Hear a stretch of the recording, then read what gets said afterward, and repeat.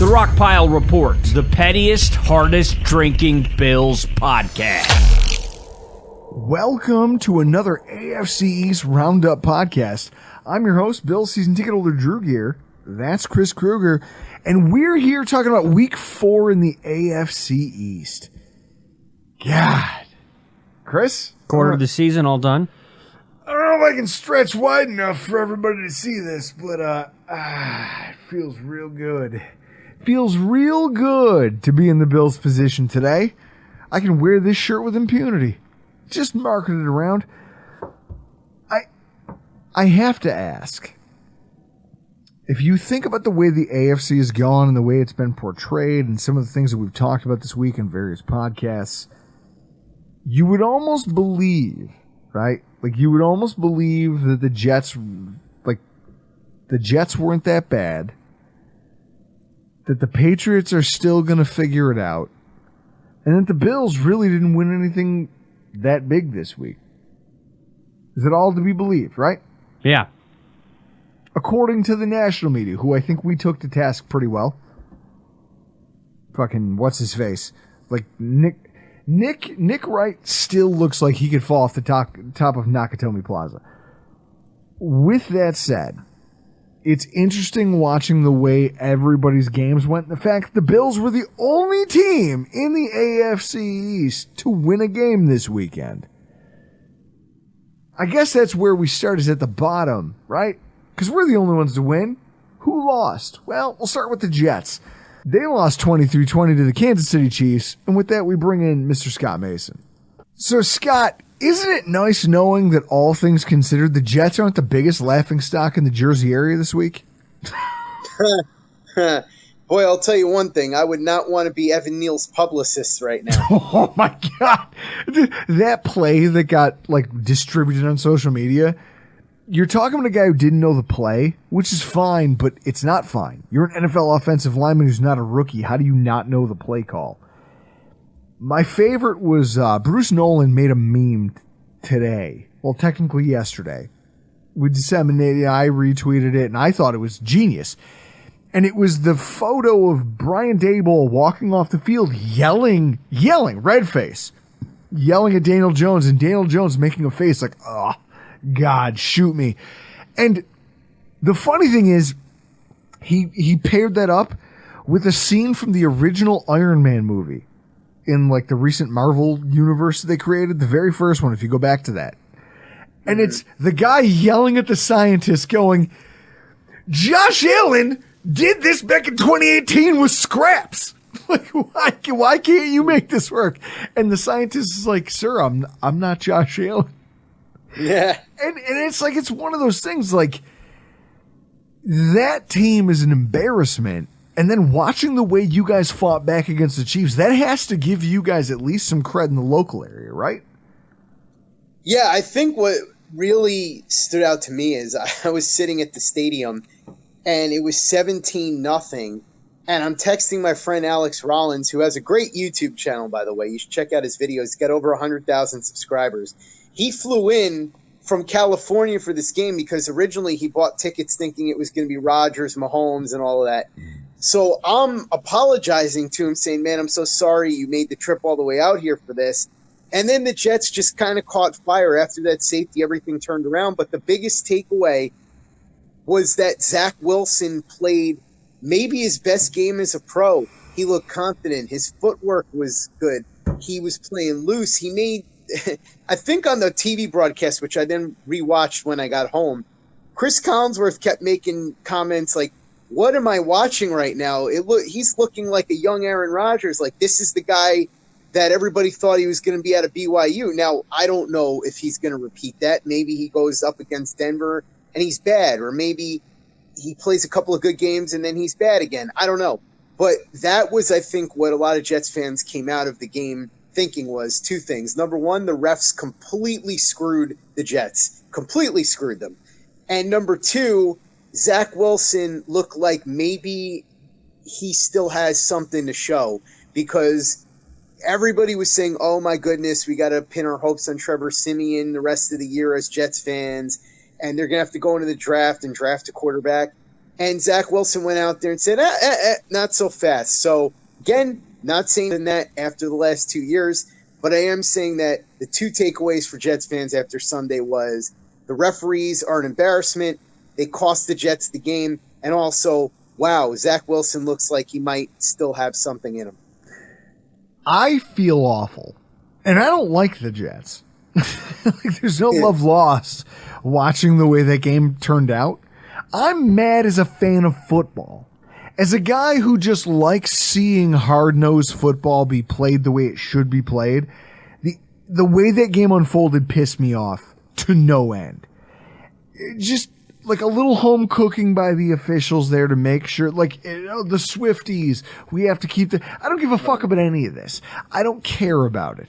What I do know, and I don't give a shit what Dean Blandino wants to go on Twitter and be like, well, technically, fuck you, Dean. You stepped out. Stay out. Right? Like, you decided you took yourself out of the equation. This thing's a mess because you chose to make it a mess. Well, and also, Drew, I have to say, as far as Blandino goes, if you want to go technically by the rule book, you can justify almost anything. But the analogy that was made by Luke Grant, the Thunder from Down Under on Play Like a Jet, and I think he nailed it, was you can't go 8 innings of a baseball game with one strike zone and then in the 9th inning change the strike zone. That was what was going on the entire game. Garrett Wilson was getting hand checked. It was just physical play. It was nothing out of the ordinary the rest of the game, and then they decided at that moment, now we're going to call it. And by the way, we're going to call it after the interception. I think that's really what the issue that's the problem, is that they literally were like, hey, Mahomes is really fucking struggling here. Right. Let's see if we can give him a hand and just see if maybe it won't be the thing that decides. And they're hoping, the refs, as they throw that flag, they're like, we hope this isn't the one that decides the game. and it turns out, so fuck them, fuck Dean Blandino. I'm tired of this shit. Now, like, I thought that Saleh, like, I'm a guy who fell asleep. Like, my day at the stadium was so long and it was hot and I'm dehydrated. Yeah. So I fall asleep. I see the Jets falling behind and I'm like, fuck, I thought this game, like, maybe their defense would come to play. It's not. I'm going to sleep. And I wake up in the second half and your team is right in the thick of it. Now I'm like, well, shit. If I go to bed, I'm an asshole. Because I might miss the Chiefs, because I'm a hater, because I'm petty. I'm like, I might miss the Chiefs also losing to the Jets, which will make me insufferable tomorrow on social media. If the Chiefs also lose to the Jets, I'm going to be all over Nick Wright's ass. I'm going to be all over everybody who's going to try to find excuses for them to struggle. And, I mean, it's noteworthy. He also threw 3 picks. And Chris, didn't you say it earlier? They weren't good picks. It wasn't like he was trying to force the ball into triple coverage the way Josh did. These were just throws that Mahomes He was trying to do touch passes. And he just touched it to the wrong team. How can you qualify the interceptions that you saw Mahomes throw? Things are not going well when Ashton Davis, of all people, is baiting you into an interception. And the truth of the matter is, he should have thrown 4 interceptions. The third one, they called back on that sauce penalty, which was ridiculous. And he threw one right to C.J. Mosley, who probably would have had a pick 6, but he dropped it. This is the second time this season that he dropped what probably would have been a pick 6. So, yeah, look, this was as bad as you're going to see Mahomes look and as good as you're going to see Zach Wilson look. And like I said, it reminds me of Marty Jannetty, who I know you and Chris both know, a member of the Rockers with Shawn Michaels. Marty Jannetty, I don't know if I've told you guys this story, but it cracks me up. So at one point, there was a jobber named Chuck Austin in WWE who did a match with the Rockers, and he took a bump wrong. Marty Jannetty has a move called the Rocker Dropper, where he puts his leg behind your head and basically drives you to the mat. You're supposed to lay out like a pancake. It's like a famouser. Right, exactly like a famouser, Billy Gunn. But what this guy did was he wanted to look cool, so he tried to jump up, and he jumped up and basically spiked himself into the mat and broke his own neck. So he ended up suing Jannetty, and I believe the verdict was something like $5-6 million, and I think most of it ended up being against WWE. And Jannetty, when the judge asked him, Mr. Jannetty, do you have any questions about the verdict? He said, yeah, can I get a venereal disease from this. And the judge goes, what are you talking about? And he says, well, usually if you get effed raw like this, there's a chance you could get a venereal disease. He said this to a judge. So that, I think, is what a lot of Jets fans felt watching this game is, hey, can we all get a venereal disease from this? Because the Jets and all the fans in attendance are going to get effed raw. And we're looking at the referees and Mahomes, and we're looking at the Taylor Swift nonsense and the NFL posting the Chiefs are 2-0 as Swifties, and you're sitting there going, And then, of course, the owner of the team is posting pictures going, look at us, we're Swifties too. You want to drop kick the guy for being so tone deaf. But like I said, all of that, you're watching it and you're going, Mahomes is playing badly. They held Travis Kelce in check. Zach Wilson's playing great. And here come the officials to steal it away. And like you said, very rarely do you see Patrick Mahomes play that way. And that's part of why he's on a tier of his own. Josh Allen, when he's playing his best football, is right there with him. But the consistency is the reason that Mahomes is number one. And this was as bad as you'll see him play. And the Jets should have been able to come out of this with a win. But as I said, like Marty Jannetty talked about with the judge, we all felt like we could have gotten a venereal disease because the Jets got effed raw by the officials. Now you're going up against a game against the hapless Broncos. The Broncos. If there was a hope that you might be able to, guys, like, turn this thing around, show that you guys still are a team, like, this is a coaching staff. Because watching Saleh really light into those refs, that's a byproduct of this treatment. How much of that do you expect to carry over to Denver? Well, I'll say this. I think, and people overuse this, but this Denver game may be make or break for the Jets, because if they lose, they come home and they've got to face the Eagles. Now, to be fair, the Eagles have looked a lot more beatable than most people have been saying, especially for an undefeated team. Most of the games that they've won fairly close. Against the Patriots, this past week was a close win in overtime against Washington. So it's not out of the question that the Jets could beat the Eagles at home. But if they come home 1-4 and have to face that Eagles team and then lose that one, things are pretty much done with for the season. It's going to be pretty tough to make the playoffs at 1-5 with a game on the road against the Bills still on the schedule, 2 games against the Dolphins. So they've got to find a way to try and carry this momentum over. Now, we know what's going on with the Broncos. Russell Wilson in the offense has looked better. Not great, but better. The defense has been horrendous. The Jets have to fly to Denver. They got to deal with that altitude. Never a cakewalk. Remember, the Jets have lost their last 3 against Denver. So you look at that and you say, can the Jets go in there and win a game against the Denver Broncos? With that being the case, you know, everything with the travel and can Zach Wilson continue to play well? Can the defense hold up against Russell Wilson and Sean Payton and all of that? I think there's a chance. I'm not going to sit here and tell you that it's a slam dunk or anything. It's not. The Broncos are still favored because it is their home field, but I do think they've got a shot if Zach Wilson plays anywhere near as well as he did against the Chiefs on Sunday. Well, if the defense shows up. So with that in mind, where can people follow you guys in the run-up to this? Because this week is kind of, like you said, make or break. Where can they hate watch and follow you guys on social media, and where can they find your work? Excellent question, Shelton. To start with, before I get into that, by the way, I just want to say I thoroughly enjoyed the Bills beating down the Dolphins. And as you said before, you're no Jets fan. And by the way, that's how I know that the referee screwed the Jets, because there were Patriot fan accounts, Bill fan accounts, and Dolphins fan accounts going, look, I hate the Jets, but give me a break here. But nobody would ever accuse me of being a Bills fan.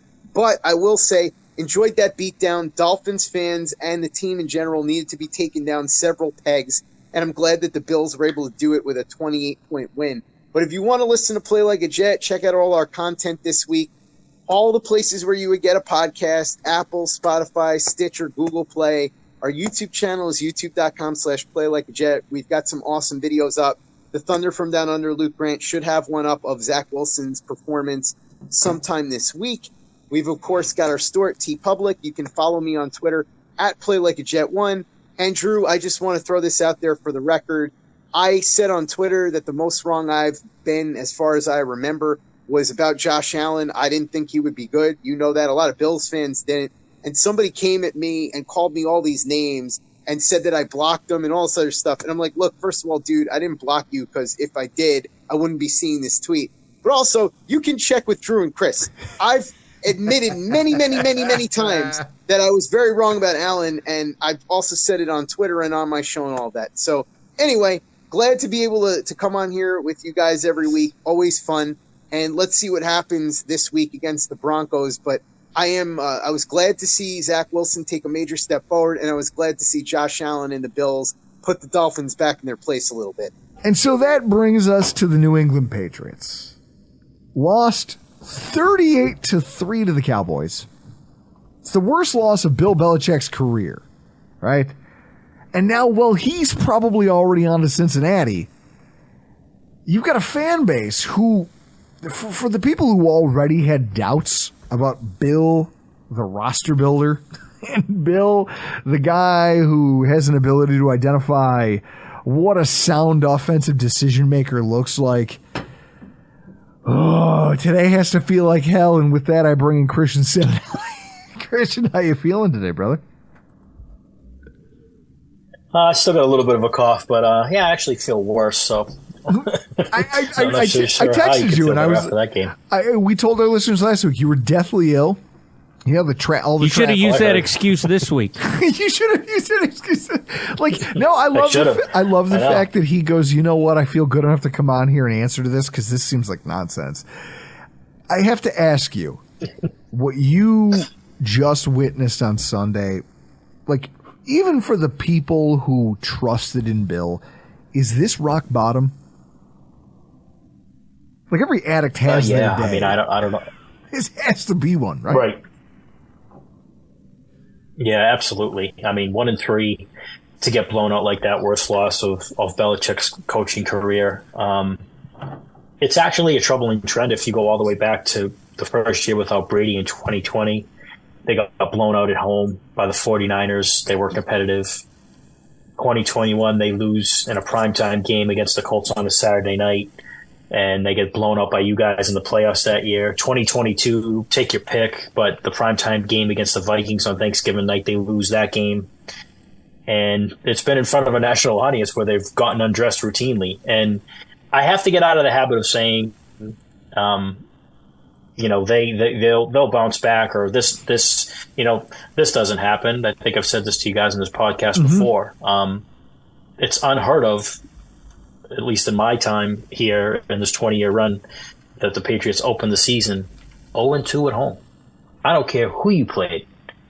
With the exception of the Baltimore Ravens, no team has come in here on a consistent basis and won and had no fear. Now teams just come in here and it's just another game on the schedule. So life sucks to be just one of the other 32. Obviously not one of the upper echelon teams, so more like maybe like life sucks to be one of the other, 20 to 24 teams that are in the league that are just meh and really don't have a legitimate shot at a Super Bowl. And that's it. It has to be. Now, I haven't grilled my Massachusetts family members yet, but I'm going to. It's coming. About this idea that, guys, the window, and then this thing that you guys thought was well, Mac will do this and we'll do that, and we drafted a quarterback in the first round, so it'll be fine. None of these things have worked. And then the problem is that everything you guys try to do to slap a Band-Aid on things isn't working. One of the most troubling trends I've found is that when you watch the way, and maybe it has something to do with your schedule, but it's a telling story. You start at week 1 and you come to week 4. Week 1 with the Eagles, you guys had 24 first downs in that game because no one knew what your offense looked like. Week 2, you had 23. Week 3, you had 17 first downs. Week 4, you had 10 first downs in an entire game of football. It's almost like the things that you guys rely on to move the sticks are becoming more predictable. And that side of the ball is hanging your defense out to dry. Like in those first 2 games where things were tight, they were close losses. The Dolphins game, the Eagles game, your defense at least forced 1 turnover. You were holding people in rushing yards. And it just got away from you. You know, and then you look at the Jets game that you won and you held them to 38 yards rushing because you knew it was all they had. And then you go up against a team like the Cowboys, who are a legitimate contender, and there wasn't a damn thing you guys could do correctly. And it wasn't like you hemorrhaged, right? Like 253 passing yards and 124. The Bills have been doing that to teams consistently throughout the season. The problem was on the other side of the ball with what you guys ended up with. All of your stats were garbage time. It's the turnovers, the 3 turnovers by your offense. The fact that the only game you don't have at least 2 is against the Cowboys. The turnover differential right there. That might be the worst hallmark of a team that really has to figure out what it wants to be, isn't it? Yeah, I mean, Bill points to that every week when they lose. And just getting back to your first down comment real quickly, you know, you mentioned those and how they went down every game on the offensive side of the ball. Not coincidentally, so did the points. You know, 20 against the Eagles, 17 against the Dolphins, 15 against the Jets, 3 against the Cowboys. You were the one who tweeted it out. That's you copied the thing on Twitter. Guys, if you're not following him already, Chris with a TIAN. 71% of Patriots drives end in a punt? That's crazy. Yeah. That is like... It's incredible. That's what I would expect, and I hate saying it like this, because everyone does the thing where like, oh, this you college... don't. You hate the Patriots. I do. But if it's like, oh, this college team could beat that NFL team, and we all know that that's a joke, because there's a lot of college offensive linemen who look great in college and stink when they get to the pros. Alabama, when they were in their prime, probably would have had a hard time beating the Cleveland Browns. Because every player on the Cleveland Browns is the best player they've ever played in an isolated setting. But 10 first downs a game, I feel like a college team could do that in the NFL. That's damning. And 71% of all your drives end in punts. There's no, like, what happened with Bill O'Brien here? Is he, in the media and amongst Patriots fans, is he catching any of this heat, or who is all of this detritus being directed to? This week he started to catch some heat along with Adrian Clem, you know, the 2 new guys, Adrian Clem being the offensive line coach. And the heat is basically been revolved around the running game. Where is it? What happened to it? This team is not going to move the ball if they can't run the ball. They're not going to score points if they can't run the ball. What the hell is wrong with Ramondre Stevenson? He was your best offensive player last year. You ran him into the ground. Maybe you ran him too far into the ground last year, because it seems like he's extremely slow getting out of the gate this year. One of the biggest complaints with Billy O so far has been, one, Mac has taken a huge number of snaps out of shotgun, and that's not conducive to Ramondre's abilities to, you know, have him run out of a shotgun, have him run a draw. You know, he needs a fullback in front of him, right? Ramondre Stevenson's the fullback on this team? His yards before contact right now are the lowest on the entire roster at 1.7. So he's not getting a chance to produce. No, and the offensive line blows. I mean, it has been mix and match up there. Up front. You guys only have one rushing touchdown. Yeah. God. Yeah, it's just and the other thing too, and this has been the case since going back to 2020. There's nobody outside to challenge deep ball, so defenses are putting 7 in the box. And saying 7 or 8 in the box and saying, we know you have nobody over the top, but we're going to take away all the stuff in the middle that you like to do. We're going to take away your running game. Go ahead. Throw it up to Devontae Parker. Throw it up to Juju Smith-Schuster. Good luck. You know? Not going to happen. So there's nobody. I feel like this is the early 2010s when we would say on the defense there was nobody to game plan for, and the defense was like a sieve. It's now the same thing with the offense. There's nobody that puts fear into anybody at all. And again, it goes back to roster building. This draft, this team got killed with the inability to draft starters, and it was really the 18-19 drafts. If you look at those drafts in particular, that You're supposed to get a left tackle out of that draft. You're supposed to get a running back. You're supposed to get a wide receiver, and you didn't get any of them. If you hit on those, or at least you had somebody that could contribute at those positions, in the first-round picks. I mean, to blow 2 first-round picks on Sony Michel and Isaiah Wynn, and then to follow that up and blow on that at the wide receiver position, I don't know how you recover from that now, like you tried to do in 2021 by going out and spending $300 million in a free agent class. You basically got like 4 players out of like the dozen that you signed. Well, but here's the thing. What did the Washington Redskins tell us when they did it? It's good for about 1 year. Well, and that's it. It makes you good for about 1 year. That spending spree that you guys went on in 2021 did well enough to walk you straight down straight into, like, what do they call that in the movie 300? What do they call that? The like Hell's Gate, where you guys just walked straight into you walked straight into Buffalo, right to the hole. You walked straight into Buffalo, Chris. You were at that game, the playoff game. Yeah. Perfect playoff game in Buffalo, where all of the money that was spent went just to get you guys absolutely pummeled on national television, and you've never been back anywhere since then. And that's the problem, is that it's like, okay, we couldn't do it through the draft. Okay, well, this was a desperation thing of, hey, we'll backfill here. And now you deal with the fallout. So the broader question that comes out of this, because the season's still young, it could turn around. I struggled to see how it might. But I look at this and I say to myself, I look over what you have for upcoming games. You have some winnable games ahead of you, teams that are floundering like the Raiders. You're going to play teams like the Colts, who might be gettable. Mm-hmm. Yep. But realistically, what is the local appetite? And, like, obviously a lot's been made about Kraft's age and some of the comments he's made about Belichick being, like, the GM/coach. Like, they're not going to bring in a GM who Bill's going to report to. That power structure can't change unless it's like an ice cream scoop. You're not taking a scalpel to that. You have to scoop it out, root and stem.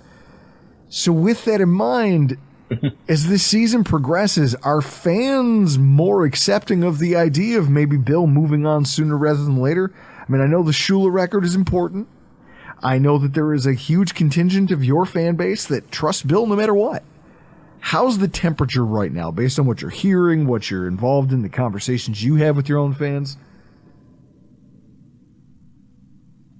I'm in, like you guys, I'm in multiple chats on my phone, on Twitter, all that stuff. Like you just go back and forth with people.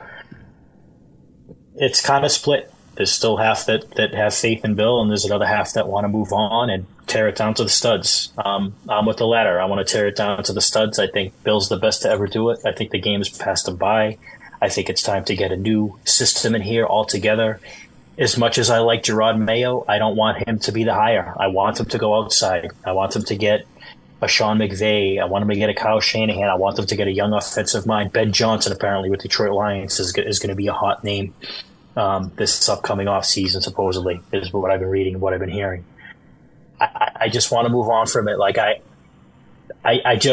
it's time. And the record doesn't mean anything to me as a fan. Like, you break Don Shula's record, whoop-de-doo. That's great. That's awesome. Like, you already have a Hall of Fame career. You're already world renowned as the best to ever do it. It's perfunctory. It doesn't mean anything to me. Bill lost, Tom won. In a perfect world, they both ride off into the sunset after the 18 season. They both had huge egos. One went one way, one stayed with New England. One won a championship and retired. The other one is still chasing. It is what it is, as Bill says. Breakups aren't Bill. always nice. I love, right? But it's time. It's time. And I can tell you, when we always talk about being petty, there's nothing more that I miss. I mean, nothing more than I miss than beating a team and then the following Sunday night or whenever the next day, going to the opponent's team website and going to the local newspaper to read how they just got schooled. God, do I miss that. God, do I miss that. I'm doing it right now as we speak. I want that back. I want that back so bad. Like, I know what you know what I mean too, because you guys played Miami this week, and there's nobody that talks about the Dolphins fans. And you got I know you're down there reading on Mendoza Guerrero, whatever the hell his name is in Miami, and just saying all the ways that they blew the game. And there's nothing more petty, and it brings me joy than doing that. And I haven't been able to do that in like 4 years. And that's why you fit in with us. Because right now I'm looking at patspulpit.com, the SB Nation website, and they go, "Hey guys, we acquired J.C. Jackson," and I go, there it is. It's more of Bill just going back to what he knew. It's Bill doesn't have any other moves. Yeah. He just always goes back to what he knew and what worked in the past, and that's where he's gonna die. Is in the past. Like, that's it. And there's nothing we can do about that. There's nothing we can do. No, and like I get the move because I mean, look, Miles Bryant and Sean Wade were your starting quarterbacks, and they were awful. So I get that you had to get a body, like you had to get somebody special with Gonzalez, probably going on season-ending IR. But the Twitter today was like, "Yes, I tweeted it out today in jest. Yes, checkers, Bill wins again. He gets JC back for $1.5 million after the stupid Chargers gave him, $65 million guaranteed." So wait a minute. You didn't want him for the money, and you thought it was too much to pay for him. But now that he's back at $1.5 million, it's like the best move ever. And honestly, it's going to do absolutely nothing to improve your team at all. It's status quo. And I get it. Like, it's week 4. You have to do something. You can't just give up now. Like, you can't just not throw assets at that position. Like, you need corners. But it's just funny. I mean, it is. Like, and we're the laughing stock now, which is like the biggest thing to like reconcile myself with. It's like, wow, we're like the butt of all the jokes, man. It's just so bad. There will come a day, Christian, where you and I get together to talk about the day Bill Belichick gets run out of town. There will be a day where that gets its own podcast. Unfortunately for both of us, that day is not today. I can't wait till it happens. Until then, why don't you just tell people again where they can follow you on social media? Because I love you. Sure, at Chris with the TIAN, and give me a follow. I'll give you a follow back on X.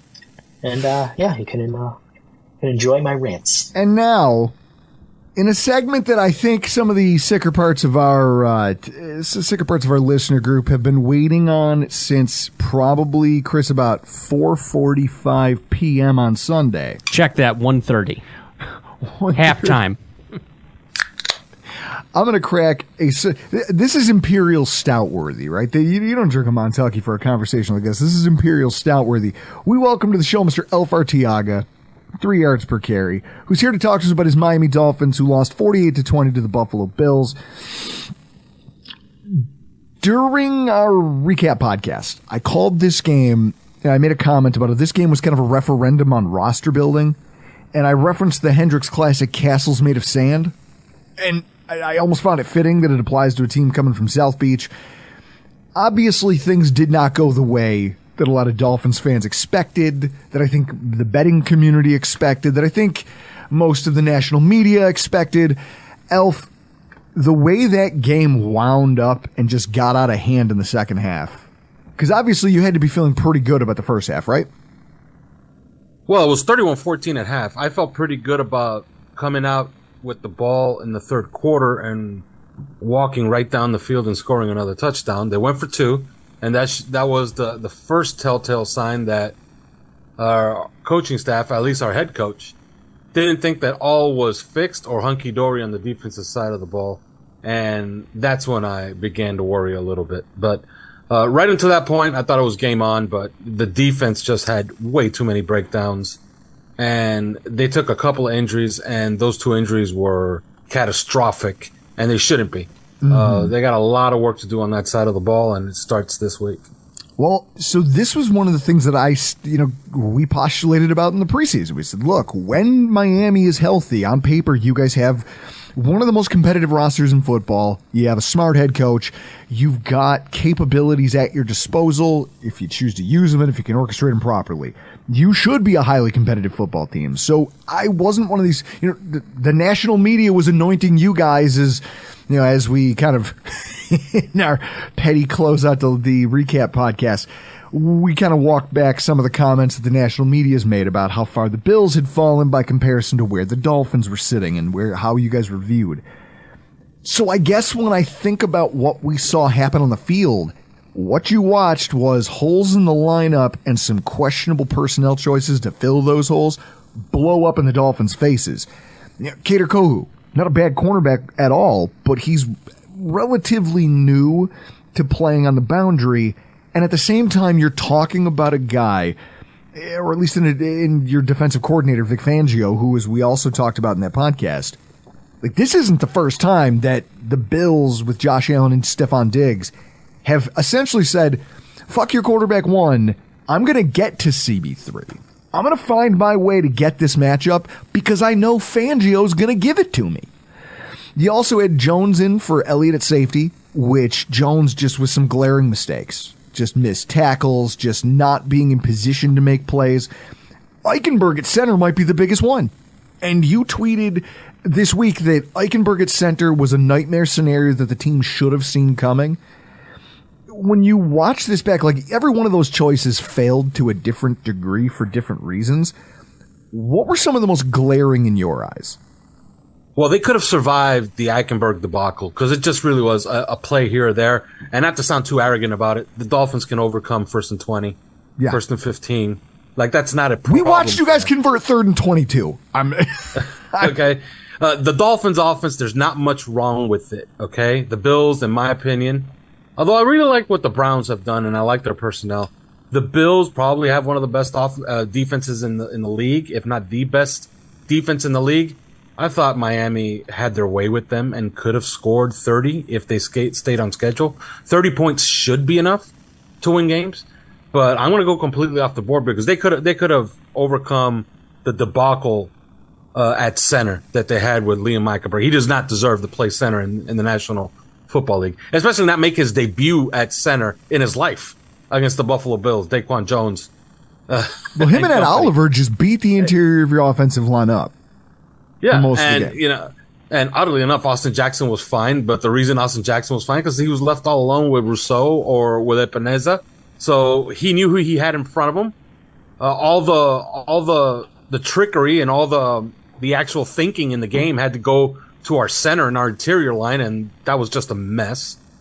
But I think the biggest problem was a glaring one. First of all, Brandon Jones is not a quarter safety, is not a deep safety. He has never played deep safety. No. He has never played quarter safety ever here. He's always been a box safety. There's a reason why this guy had 7 sacks in a season. Okay? Because he essentially plays somewhat like a linebacker. All right? So they play him completely out of position, and he's a complete mess. He didn't know any other line calls. And I would say that the biggest failure had to come there with Deshaun Elliott being out with his shoulder. Deshaun Elliott has had a good season. I think with him alone, there would have been a little bit stronger level of competency back there. Otherwise, it's on the film all over the place. I did several Chalk Talks on this.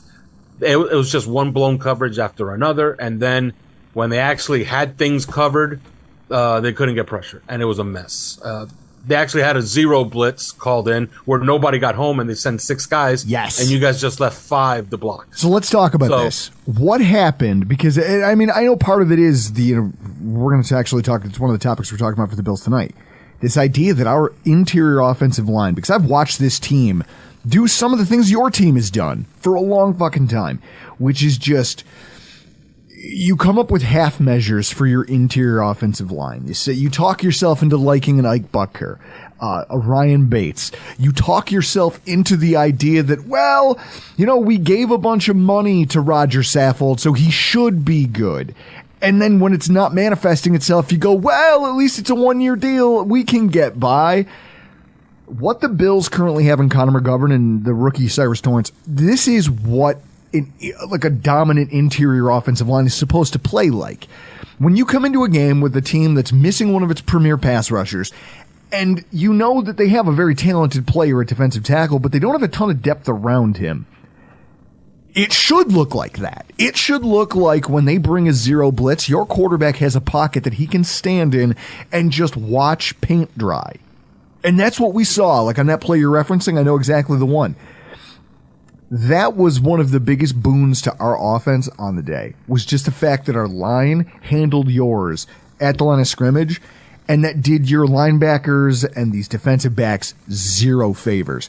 Do you blame Fangio for this? Yeah, I mostly blame Fangio, but there was some bad play there too. I understand Christian Wilkins has like a rivalry going with Buffalo Bills fans, but he's had some of his best games against the Buffalo Bills.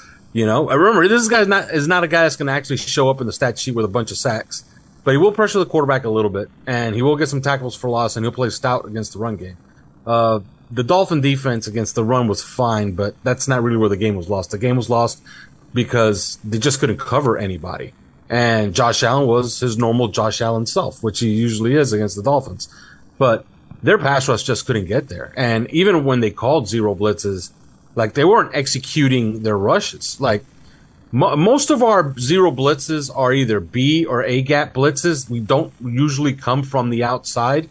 And against Josh Allen, it's usually best to come from the inside. When you call those B gap blitzes, especially when it's a zero, your defensive tackles have to knock people out of the way. And you guys were being first. And it was something that I had talked about all week. That is something that Miami had done all season, which is making their offensive line look much better than it was. And that was all those run actions was actually getting pass rushes knocked off balance. And I thought that the Bills did a lot of that in this game. And yeah, consider me, I'm not a huge McGovern fan, but I am a pretty big Osiris Torrance fan. I like them coming out, and I like him even better now. I think he's one of the better-looking rookies in the NFL. And he was absolutely stout and strong against Wilkins on Sunday. And yeah, if you had to like put a balance, and it's something I like to do as far as wins and losses, this is one of the more lopsided losses that Christian Wilkins has taken. And I'd give it somewhere like a 75-25 in favor of Torrance. And that's saying a lot because nobody ever does that to Christian Wilkins. So I would say you got one. Like, he's a really, really nice player. Dude, it's crazy. Like, when he got drafted, the fact that he fell to Buffalo where he did, considering all the swings and misses Buffalo has had on offensive linemen in the draft, I'm not going to lie, I was a little skeptical. But watching the way he's come through training camp, took Ryan Bates' job pretty emphatically. And the hole in his game was supposed to be pass pro, and we're not seeing that. So that's obviously a good thing. One of the most curious stats is I'm kind of poring over statistics because I don't like to beat the same drums as everybody else. I like to bring something a little bit different, and I'm always looking because I'm also thinking about what I noticed in the game, and then I go back home, I make some notes on my phone during the game while I'm there. And then I go back home and try to see if, does the tape into the statistics back up what my eyes saw? Because, again, I'm usually 10 beers, is that a conservative measure? Yep. I'm 10 beers in. There's no people who are like, well, I was at the game and I noticed. Yeah, you didn't notice shit, and neither did I. We're all in the same boat. So I noticed that it just looked like your scheme was working as designed, right? You look at the statistics and you see how little production for the first time all season your main offensive weapons had. And I said to myself, that's crazy considering how often I saw them getting what looked to be open. So I go to Next Gen Stats and I look. Stephon Diggs had 2 yards on average of separation on the day. Average of 2 yards of separation from the nearest defender. You guys had 3 players, Jalen Waddle, Tyreek Hill being 2 of them, who all had more than 3.5. And at the same time, the production was just wildly suppressed. What do you think, as somebody who watches the film from your perspective, what do you think that was a byproduct of? The scoreboard? No, the separation. Just the separation, how Diggs didn't have the separation that I was, because I kept watching and I go, Waddle looks open. Hill looks open. These guys are getting open, and at the same time, even when they do get the ball, they're not getting anywhere with it. You're not seeing those long downfield scoring plays. You're not seeing any of the explosive downfield stuff, or at least a sustained level of it throughout the course of 4 quarters. Like, what, in your opinion, did you see when you look back at that game in that regard, in terms of them getting open versus them not having the production that usually goes along? Well, their zones, the Bills' zones were always tighter, and they tackled well, and that was important. And another byproduct of your defense, and we talked about this on the podcast last week, is how well your linebackers get out onto the flats for those flare routes, which are the safety valves for the Dolphins. Mm-hmm. Dolphins, I think, had very few. I think they had one. I think I have the numbers in. Let me get the numbers here. Mm-hmm. Hold on a second. No, because it just, like, seeing Braxton Berrios have 3.8 yards. Like, he had a great game. And he's like there's 5 flare routes. Five flare routes. The Dolphins broke 2 tackles on them. One of them was by Durham Smythe, where he got 8 yards. Okay? And here's the key. Achane had the other one. Mostert had none. So that's the key. If you're throwing flare routes out to the boundary because you don't like what your first and your second window is showing you, and usually against everybody else we're getting 6 or 7 yards, but now we're getting 3 yards, that's a huge difference. If you're getting out in front of the Dolphins on first and second down, that's going to help you to stop their offense. So that's going to keep them off of schedule and you ahead.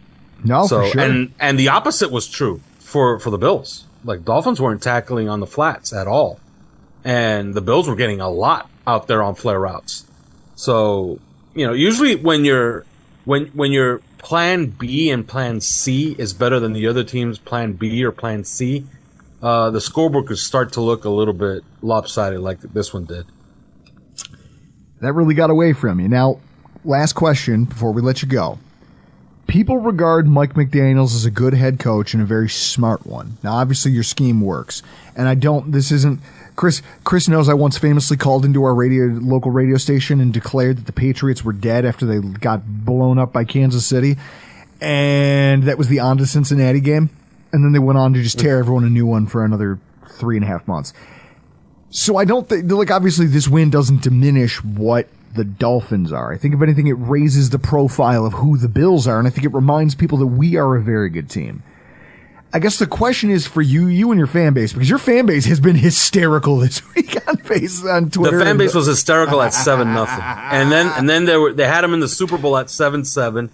Then they were back to jumping off of bridges at 14-7, and then when it was 14-14, they already had them going probably undefeated. So they're nuts. The Dolphin fan base is schizophrenic at best. So obviously this takes some of the wind out of the sails of everybody who is like, well, Fangio, we got McDaniels, we got everybody, we're going to the Super Bowl. If you could only fix one thing, right? The offensive line, the offensive decisions under pressure, like we talked about how bad those 4th down plays went, like all-time bad. You go for it on 4th and short multiple times and end up getting sacked for giant losses twice. Like, decisions under pressure, defensive play calling. If you could only fix one of these things in the next calendar month, what would it be? I think it's the coverages on defense. Health will help, but when they had health, they still have some of these coverage issues.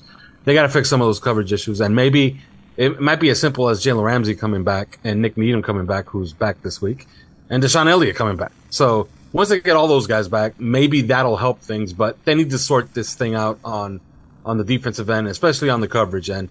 They're asking some of these guys to do too much, and they seem confused out there. They're not playing football, and it's getting them out of position. On offense, I don't have a single concern at all on offense.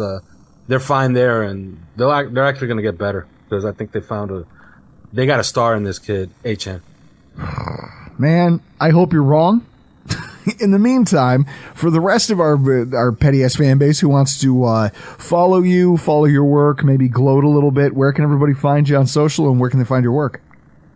Well, you could see all our work online at the number 3 yards per carry on Twitter, or if you want to listen to our podcasts, you could go to anywhere you get your podcast, the number 3 yards per carry, and you can listen to us there.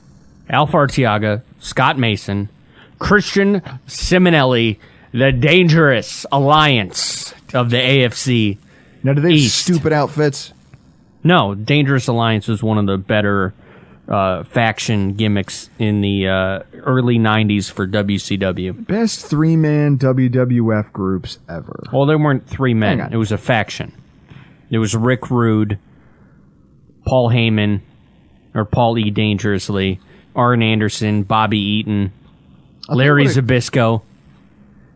What I don't like, though, hang on. So when I Google that, all I get, right, are newer things like Team ECK. I don't know what that is. Well, Team ECK was from the Raw's War era. But otherwise, all of these groups that show up for the Mexicools, yeah, that would work today. that seems like a terrible idea. That seems like a terrible concept to try to pull off on wrestling. The Lucha House Party. What are these? Legacy. Too Cool might have been one of the best. Yeah, they were good. Can we say that, put the actual wins and losses aside, if we want to talk about three-man WWF groups that were just fun, Rikishi and Scotty Too Hottie and whatever. Brian Christopher. Was that his name? Yeah. Did he have a ring name, or was it just Brian Christopher? I only remember him as Brian Christopher. I could be wrong. Oh, they call him Rikishi, Grandmaster Sexy, and Scotty Too Hottie. Oh, that's what it was. Grandmaster Sexy. Jesus Christ. How did this stuff get passed? There's writers involved. There's people who take this seriously. But then you know what else I found out? I also found out that Patrice O'Neal used to write for WWF. I heard about that too. Yeah, I found out that there are comedians who used to write famous stand-up comics now who used to be writers for WWF. And Yeah. I go, now some of this stuff makes sense. I could see Patrice O'Neal being like, hey, you know what would make sense? We make this big, fat,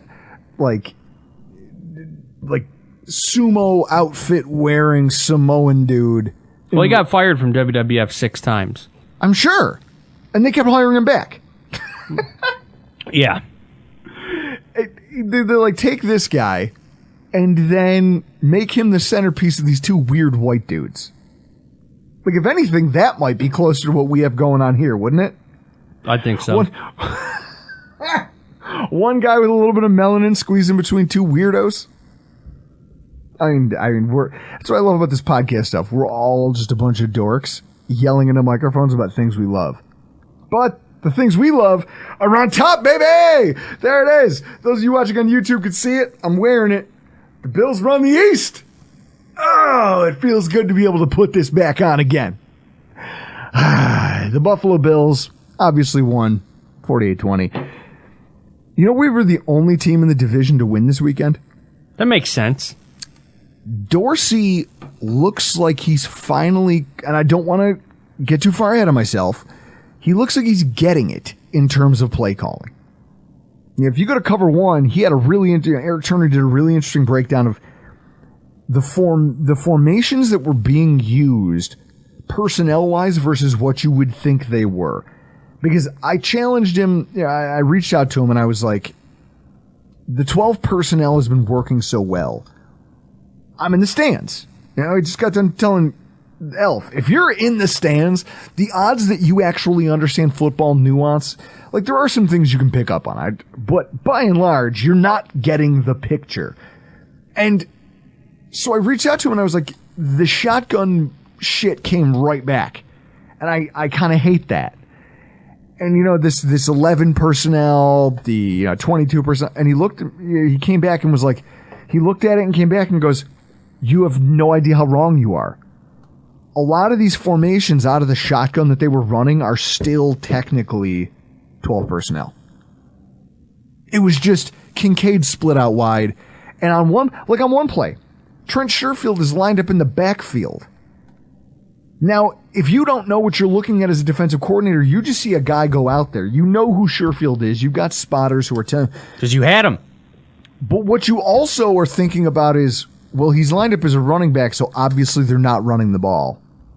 So maybe you're radioing down to your linebacker, and you're saying, well, that's a wide receiver in the backfield, whatever.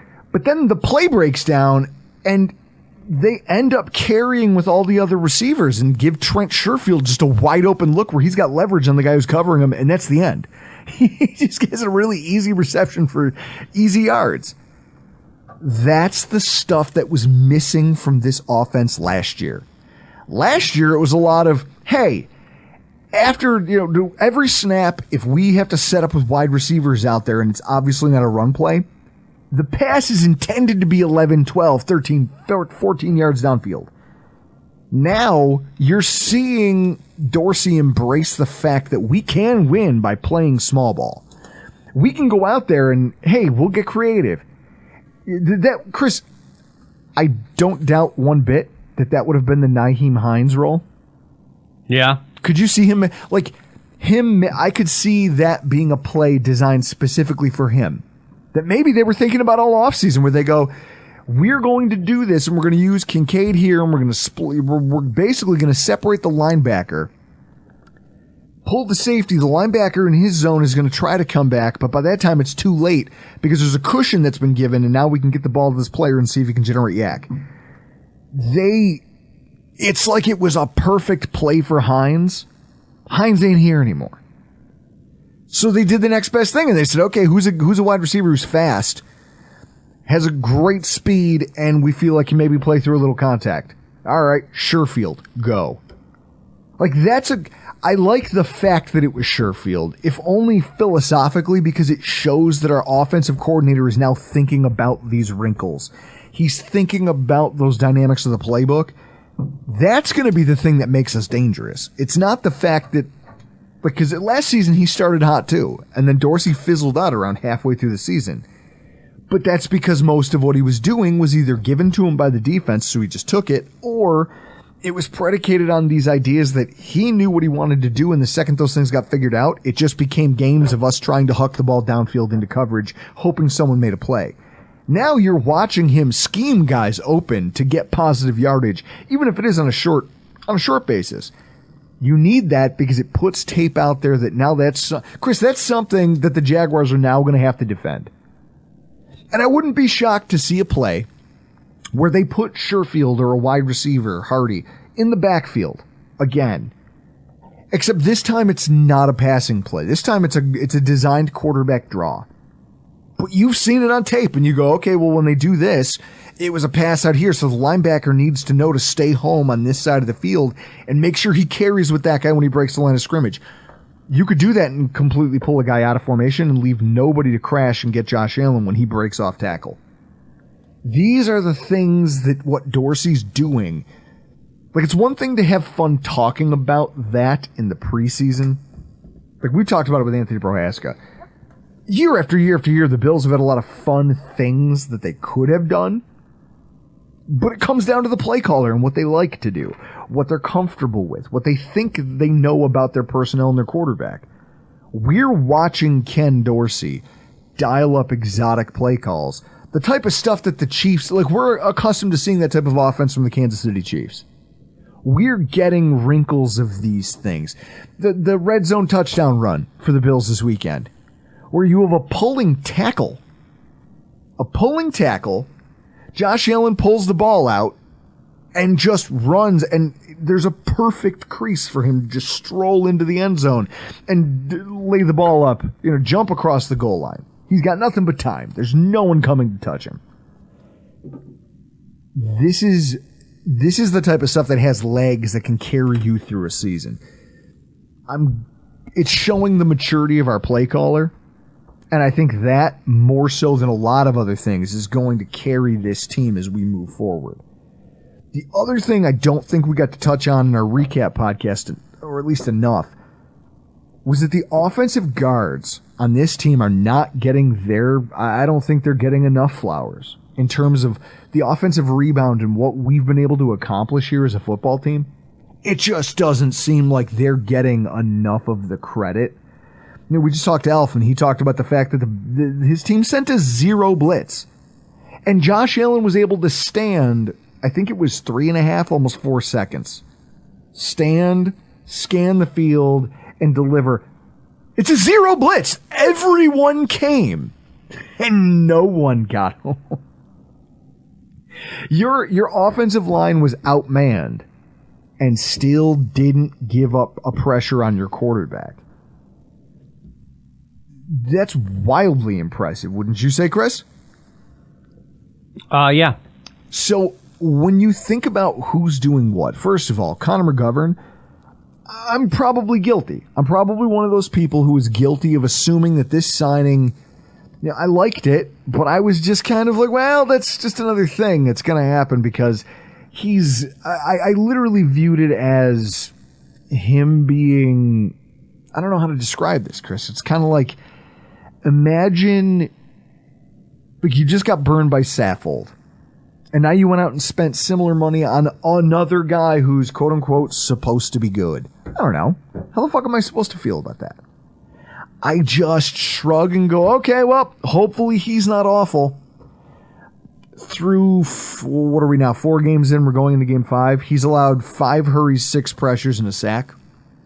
He's rated as one of our top pass protectors on the offensive line. In fact, he is the best right next to Deion Dawkins. The left side of our line is performing incredibly well in pass protection.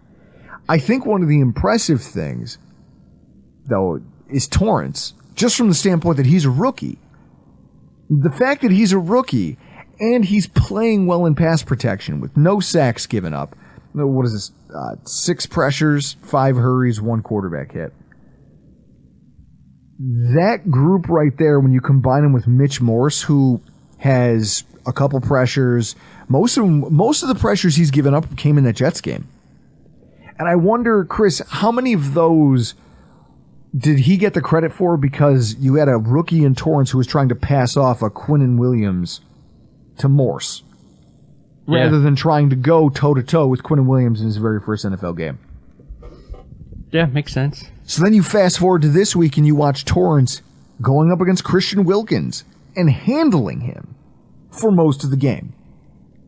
This kid has grown so much over that first month of football, and I don't know where the ceiling is, because pass pro was supposed to be the thing he wasn't good at. He's already improved our rushing attack. Pass pro was supposed to be where he was going to struggle in the pros. That's why nobody drafted him, right? You think about, like, let me look at this. Chris, if you could on that screen, 2023 draft recap, if you could find that for me. Because I guess my point is, there was other offensive linemen taken ahead of him. You want the whole draft list? Just the draft list. I just want to see the first round. I just want to see the first round. I want to see who... Because, first, in fact, I don't think there was any interior offensive lineman. I think this first one was a center that was taken early at the back end, top of the second. Perfect. See, it's always Wikipedia because they just have this easy chart. So if you scroll down, there's no guards drafted highly in the draft. And there was talk about Torrance potentially being in that first-round conversation. But he's a guard. Steve Avila, first one taken, 36 to the Rams. Okay. The Rams' offensive line is okay. Matt Bergeron to the Falcons at 38. Okay. Cody Mock, who is more of a tackle. He's listed as a guard, but he's a tackle. And then Torrance was next at 59. So multiple teams took guards ahead of us, and we are incredibly lucky that Torrance fell to us because right now he is melding with what this offense wants and needs so well. So incredibly well. And so when you watch a game where in back-to-back-to-back weeks, all of a sudden the offense just looks impregnable, and you say to yourself, well, what's the difference? What changed? There is no A and B gap pressures in Josh's face, and you're getting to watch him stand back there and deal. And he's doing it. But he's doing it intelligently because he doesn't feel now that he doesn't feel that pressure and he's not scrambling as much and he's not running around, he feels like he can orchestrate the offense appropriately. He can use those dump offs, his checkdowns, his intermediate throws. You're watching the expansion of this offense, and for as much as I want to credit Dorsey with that, and as much as I want to give Josh Allen credit for growing up and understanding that he needs to do those, take the layups where you can get them, none of this happens if the interior of the offensive line plays like they did in 2022. That has become quietly one of the most impressive strengths of our entire offense. And I just don't think they're getting enough love, so I'm willing to give it to them, and I'll crack a fresh one for them. Boys, you done good. Now, Chris, I'd love to sit here and espouse about this shit all night, but we gotta go. I'm Drew Gear. That's Chris Kruger. And this has been your AFC East Roundup. Congratulations, you made it to the end of the video. Hit that like button, smash that subscribe button. Let's get to 1,000 followers so we can play for Drew's braces.